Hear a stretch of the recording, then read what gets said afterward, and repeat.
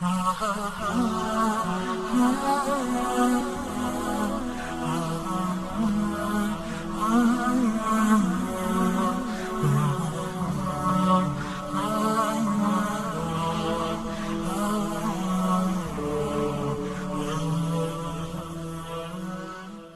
هل يستوي الذين يعلمون والذين لا يعلمون إنما يتذكر أولو الألباب.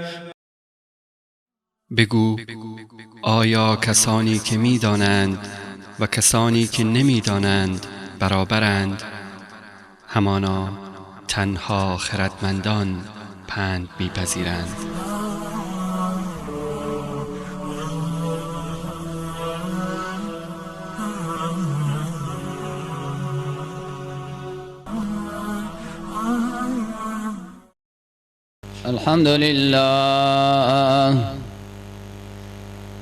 الحمد لله نحمده ونستعينه ونستغفره ونؤمن به ونعوذ بالله من شرور أنفسنا ومن سيئات أعمالنا.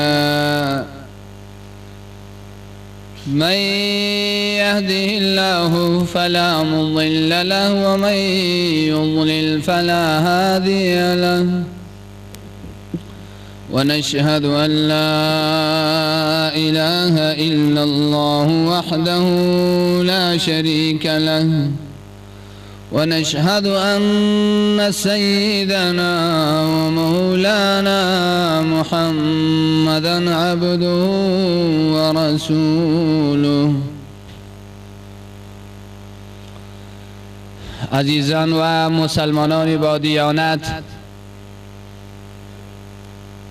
مخلصین و شفتگان و عاشقان فرامین الله جل جلاله و رسول صلی الله علیه و سلم،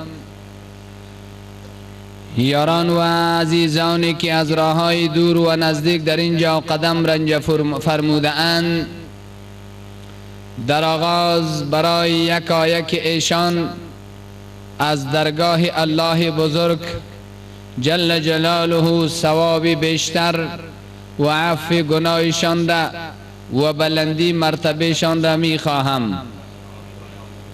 بنازم قدمهایی را که به خاطر الله بلند می شود. بنازم اندیشه و فکر را که در جمعه پی صحبت و بیان گام بلند می کند. خواهران و مادران ما که همیشه شنوندگان دائمی ما با وسیله بلندگوی هستند، امیدوار هستم که اونا هم خسته نباشند. اجر بزرگ را برایشان خواهانم.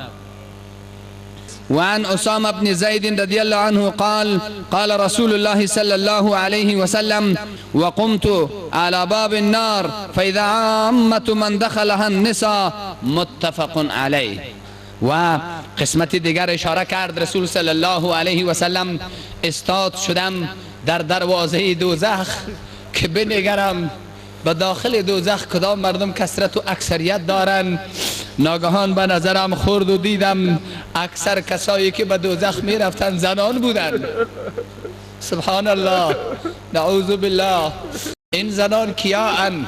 زنانی که کافر مرده اند در یک ردیف دوزخ می روند، ولی زنان مسلمانی که امروز خواهر ما، مادری تو، فامیل من و شماست، چی کاری فسادی نیست که در این سرزمین های اسلامی نمی کنند. از هتلشان تا بازارشان، از بازار تا چهارشنبه و نوروزشان، از نوروز تا دفتر و دیوانشان، از مؤسسه تا مؤسسات و تا این جاهایی که در این سرزمین ها دیده می شود، فسادهایی که این خانم های مسلمان می کنند چی هست که نمی کنند؟ شما فکر کنین آیا من این اجمال اشاراتی که می کنم فساد قشر خواهران ما را دروغ میگم یا راست است؟ شما با آواز بلند بگوین. راست است. آیا این مسلمانان از امریکا آمدن یا از کشور اسلامی هستند؟ کشور اسلامی افغانستان. پس ای خواهرم، ای مادرم، من با تو سیالداری ندارم. ای خواهر عزیز، 18 سال مکتب و پوهنتون خواندی، 12 سال مکتب خوندی، 14 سال تعلیم و تربیه فارغ شدی، در ایام تحصیل چی کاری خوب کرده ای بگو. در ایام تحصیل اون کاری که خوب کرده ای نشان ده. در ایام تحصیل هم کاری بد کردی، نشستن با جوانی، رفتن با جوانی، صحبت تلفن با جوانی، از طریق موبایل همراه در طول زندگیت با تلفن های جوانان و یاران شب تا صبح فردا کنفرانس و میز مدور داشتی، بعدن که فارغ شدی به دفتری رفتی، به دیوانی رفتی، به جای کار ایفای وظیفه میکنی. جز از فساد، جز از قانون ستیزی، جز از گریختن از نظام خدا و پیامبر هیچ کاری نکرده ای. وقتی که هیچ کاری نکرده ای، ما خشونت علیه زن را نمیخواهیم، ما در بدری علیه زن را نمیخواهیم، ما نمیخواهیم که این خواهران ما، این مادران ما به این چهره های بشاش و صورت های زیبا چوب سوخت آتش دوزخ برای کافران شوند. نمیخواهم. بنان با تو خواهر سیالداری ندارم، با تو مادر سیالداری ندارم. ای خواهرم، ای مادرم، هوشیار باش که میسوزی. قول پیامبر دروغ نیست، هیچگاه پیامبر دروغ نگفته. پیامبر صادق مصدوق است. قدر سر سوزن دروغ گناه کبیره است، در پیامبر دیدن نمی شود. بخاری مسلم بعد از قرآن کتاب مسلمانان این حدیث را نقل کرده که اکثر زنان در دوزخند، اکثر دوزخیان زنان هستند. با درستی که فساد امروزی تا زمانی که زنان جلوه ندهند، مردان را با خود شفته نکنند، مردان را راه دل نشان ندهند، زمینه های زنا و فساد مساعد نمی شود. بحث دومی که گفت اکثر مردم هایی که در دوزخ زنانند. چرا؟ به خاطر ازی که میل زنان به دنیا بیشتر است و مردان خود را از کار آخرت منع میکنند. میدونید نی؟ اینقدر که زن به دنیا میل دارد، مردان ندارد. یکی از دوستان ما بزازی هست، نام نمیگیرم، گفت میدونین که حکومت مردان بر زنان چی وقت درست مسلط می شود؟ من گفتم نخیر. گفت خانم ها را کالا بده مطابق به ذوقش، بیقول گو بیقول، بیمول گو بیمول، آنچه که شما میفهمین. طلا به گردنش بده و به دریاب یخ استاد کو به قماندت عمل می کند. پس همه داشته یک خانم را، همه آرمان یک خانم را در کالا و طلا حصر می بینیم که بالاتر از این سوم آرمان و هدف دیگری ندارد. با آواز بلند که درست است یا نه؟ پس میل خانم به دنیا بیشتر، میل خانم به طلا بیشتر، در اجابت قبول کالای الهی داشته باشد، در به اصطلاح عروسی علایده داشته باشد، در تخت جمی علایده داشته باشد، در پس اتاق و هتل و پیش اتاق باید تبدیل کند. این راست است یا دروغ؟ بگوین. بله راست است، همینطور است. گفتم پیامبر صلی الله علیه و سلم می فرماید هر خانومی که در غیر خانه شوهر لباس بدل کرد، پرده ای که بین خانم و بین خداوند است دریده می شود. حدیث پیامبر صلی الله علیه و سلم است. هر خواهری که، هر مادری که در غیر از خانه محرم پدر و شوهرش به جای دیگر لباس بدل کرد، پرده‌ای که بین خداوند و بین این خانم است اون شکسته، اون پاره شده، اون دریده، پس این خانم بی پرده شده. پس کسی را که بی پرده کرده باشد الله او را پرده دیگر هست. سرنوشتش را بنگرین که در کجاست. هفته گذشت در بغلان صحبتی داشتم.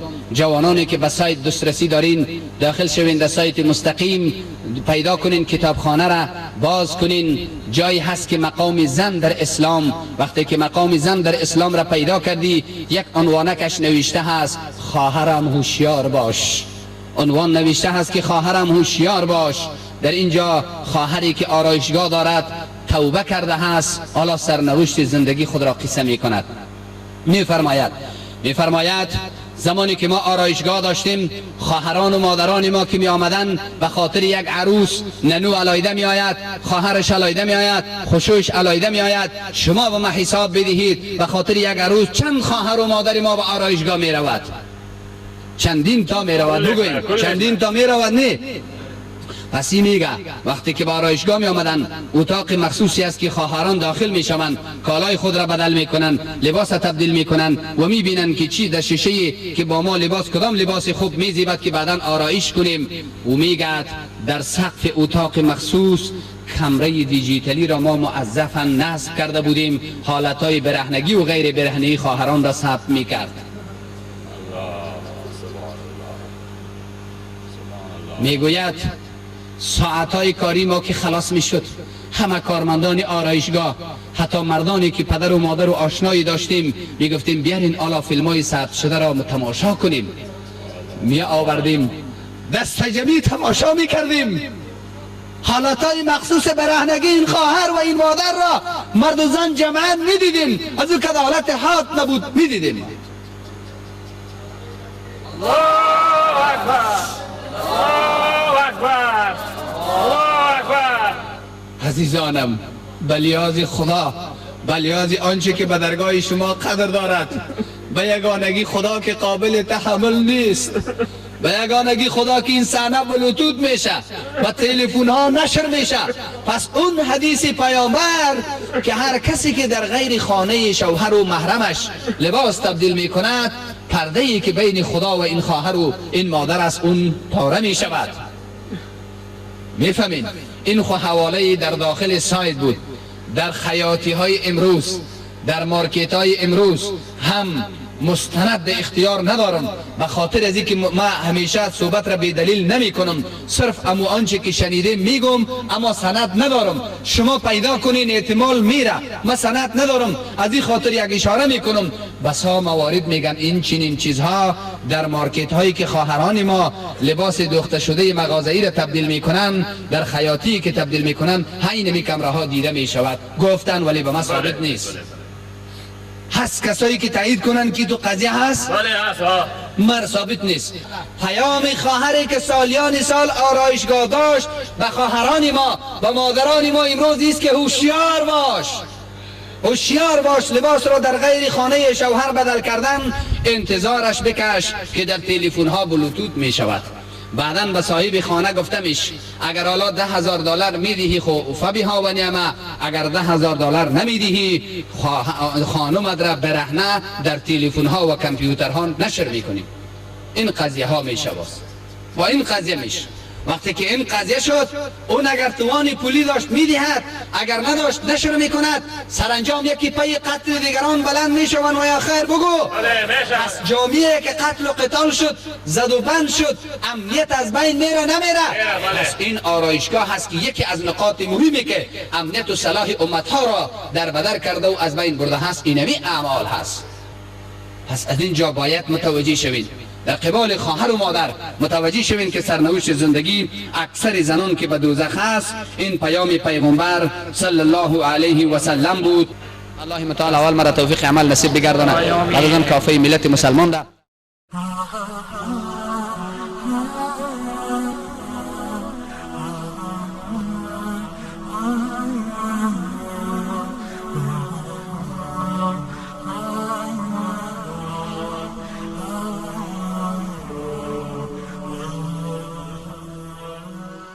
قل هل يستوي الذين يعلمون والذين لا يعلمون إنما يتذكر أولو الألباب. بگو آیا کسانی که می‌دانند و کسانی که نمی‌دانند برابرند؟ همانا تنها خردمندان پند می‌پذیرند.